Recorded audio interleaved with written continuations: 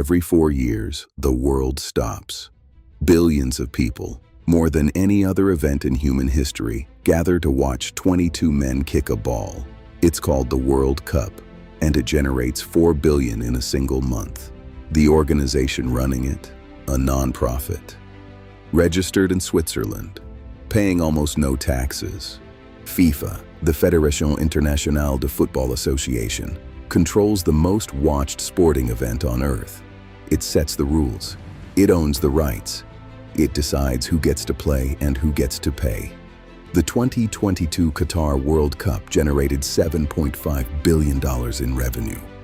FIFA kept $4 billion. This is not a sport, it's an empire. Here's the question nobody asks. How does a non-profit claiming to exist for the good of football end up with $4 billion in the bank, a corruption scandal that took down dozens of executives, and a trail of cash payments stretching from Zurich to the Caribbean? The answer starts in 1904. 7 European football associations meet in Paris and create FIFA. Simple idea: standardize the rules of football across borders.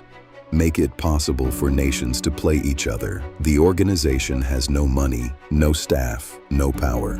For 50 years, it's essentially a volunteer club run by European gentlemen.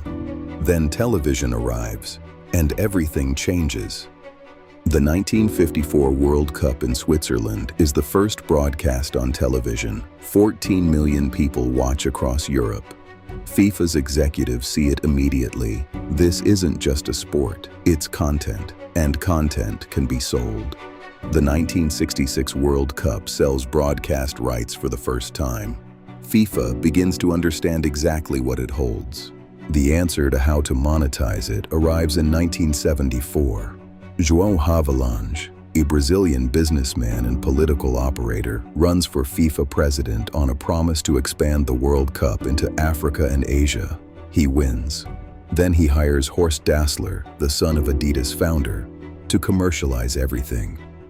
Sponsorships, broadcast deals, licensing. FIFA begins its transformation from a governing body into a media rights machine. Havelange's right-hand man is a Swiss administrator named Sepp Blatter. Blatter becomes FIFA's Secretary General in 1981, President in 1998. Under Blatter, FIFA evolves into something closer to a global cartel. The World Cup expands. The money multiplies.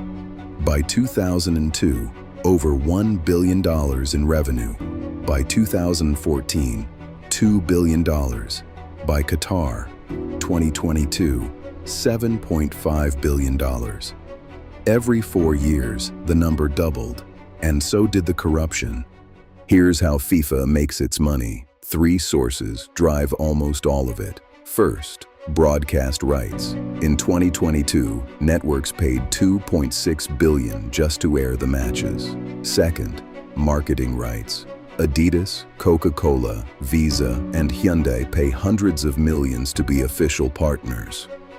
Third, licensing, tickets, and hospitality packages. The 2026 World Cup, expanding to 48 teams across the US, Canada, and Mexico, is projected to generate over $11 billion. FIFA keeps the majority. But where the real scandal lives is in how FIFA decides who hosts. The selection is run by FIFA's Executive Committee, a small group with the power to award contracts worth billions. In 2010, they awarded the 2018 World Cup to Russia and 2022 to Qatar. Both were later investigated for corruption. Qatar spent an estimated $220 billion preparing for a single month of football. That's more than every previous World Cup combined, multiplied by 10.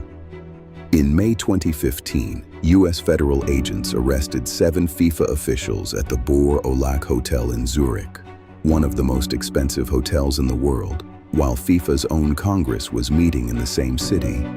The Department of Justice named 47 individuals in a racketeering conspiracy spanning 24 years. Total bribes and kickbacks, over $200 million. The FBI had been watching for years. Here's how the money moved. FIFA officials received consultancy fees. Payments routed through shell companies in the Caribbean. Sports marketing executives paid bribes in exchange for broadcast and sponsorship rights in Latin America. Cash in hotel rooms. Wire transfers to offshore accounts. Luxury gifts. The networks operated for decades inside an organization that called itself a non-profit dedicated to the development of football. FIFA's non-profit status is its most powerful weapon. Registered under Swiss law as an association, FIFA pays minimal taxes on billions in revenue. Host countries grant extraordinary exemptions. No income tax, no VAT, no customs duties, no withholding tax. When Brazil hosted in 2014, it was contractually required to give FIFA full tax exemption, in a country where ordinary citizens pay some of the highest rates in the world. Meanwhile, the players who generate the billions receive almost nothing from FIFA directly. Clubs release players to national teams for free. If a player is injured during a World Cup, FIFA bears no liability. The clubs absorb the loss. FIFA captures the value. The players and clubs carry the risk. It's an arrangement that has been in place for over a century. After Blatter resigned in disgrace in 2015, FIFA elected Gianni Infantino as president. Infantino has accelerated the commercial expansion, expanded the World Cup to 48 teams, launched a new Club World Cup, and repositioned FIFA closer to Saudi Arabia and Gulf sovereign wealth funds, the new financiers of global football. Under Infantino, FIFA's revenue has grown every single cycle. The 2026 World Cup will be the most commercially successful sporting event in history. 16 host cities, 48 teams, over 100 matches. Broadcast rights projected above $3 billion. Sponsorships, another $2 billion. Total revenue, $11 billion or more. The United States, the world's largest sports media market, is an audience FIFA has never fully captured. Until now. Strip away the football, the stadiums, the anthems, the flags, and what you have is a media rights company with a permanent monopoly on the world's most popular product. FIFA doesn't compete. There is no alternative World Cup. Every nation, every player, every sponsor, every broadcaster must deal with FIFA. That monopoly is self-perpetuating. The more revenue it generates, the more control it has. The lesson isn't that FIFA is corrupt. Some of it is. The real lesson: find a product the entire world wants. Control access to it. Never allow competition. Then call it a non-profit dedicated to humanity. FIFA didn't become a $4 billion empire despite football. It became one because of it. The beautiful game was always the cover. The biggest empires hide in plain sight. Subscribe to see who's next.